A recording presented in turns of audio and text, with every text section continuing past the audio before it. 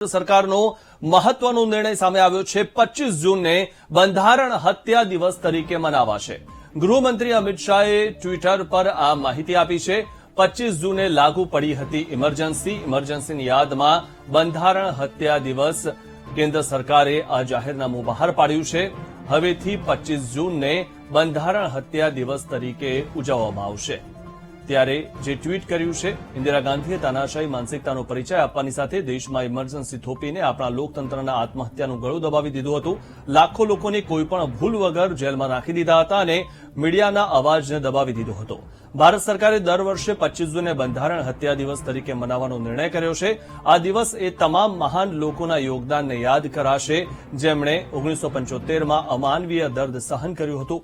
પ્રધાનમંત્રી નરેન્દ્ર મોદીના નેતૃત્વમાં કેન્દ્ર સરકાર દ્વારા કરવામાં આવેલા આ નિર્ણયનો ઉદ્દેશ લાખો લોકોના સંઘર્ષનું સન્માન કરવાનો છે, જેમણે સરકારની અસંખ્ય યાતના અને શોષણનો સામનો કરવા છતાં લોકતંત્રને પુનર્જીવિત કરવા માટે સંઘર્ષ કર્યો હતો। બંધારણ હત્યા દિવસ દરેક ભારતીયની અંદર લોકતંત્રની રક્ષા અને વ્યક્તિગત સ્વતંત્રતાની અમર જ્યોતિને જીવિત રાખવાનું કામ કરે છે। આ પ્રકારનું ટ્વીટ અમિત શાહે કર્યું।